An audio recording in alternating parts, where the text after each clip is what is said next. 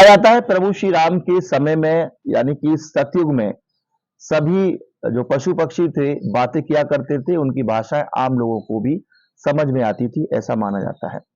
लेकिन इन सबके पीछे एक कहानी भी है कि सीता माता को श्राप भी इन्हीं में से पक्षियों ने दिया था, जिससे कि उन्हें वियोग का सामना करना पड़ा। कहा जाता है कि एक बार जब सीता माता छोटी थी तो दो तोते और मैना या कह सकते हैं नर और मादा तोता एक जगह बात कर रहे थे। उन्होंने कहा था कि प्रभु श्री राम का जन्म हो गया है और जो माता सीता है जनक की पुत्री, उनका उनके साथ विवाह होगा, जो काफी श्री राम सुंदर हैं। सीता माता और राम जी की जोड़ी बहुत अच्छी लगेगी। सीता ये सभी बातें सुन रही थी, उन्हें सुनकर काफी अच्छा लगा, तो वो अपने साथ उनको कहने लगी कि आप हमारे महल में चलिए। यानी नर और मादा तोता से उन्होंने कहा कि आप दोनों हमारे महल में चलिए और हमें खूब सारी बातें बताइए। उत्सुकता हर किसी व्यक्ति को होती है। तो इसके साथ जो नर तोता था उसने कहा कि नहीं, हमें जाना नहीं है, हम आपको ऐसे ही बता देंगे। लेकिन इसके साथ क्या हुआ कि जो मादा तोता थी उसको जो है सीता जी ने कैद कर लिया।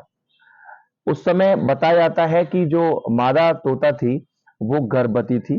जो नर तोता था उसने कई बार सीता माता से प्रार्थना की कि मेरी पत्नी गर्भवती है, इसे आप छोड़ दीजिए, हम समय समय पर आते रहेंगे। लेकिन ऐसा नहीं हुआ और सीता माता ने बालपन के चलते उस सुंदर जो मादा तोता था उसको रख लिया।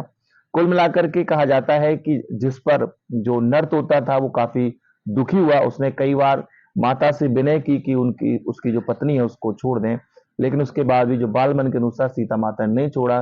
तो जो नर तोता था उसने माता सीता को श्राप दे दिया कि जिस प्रकार से मैं अपनी पत्नी के वियोग में तड़प रहा हूं, छोड़ के जा रहा हूं, ठीक उसी प्रकार आप भी अपने पति के वियोग में तड़पेंगे।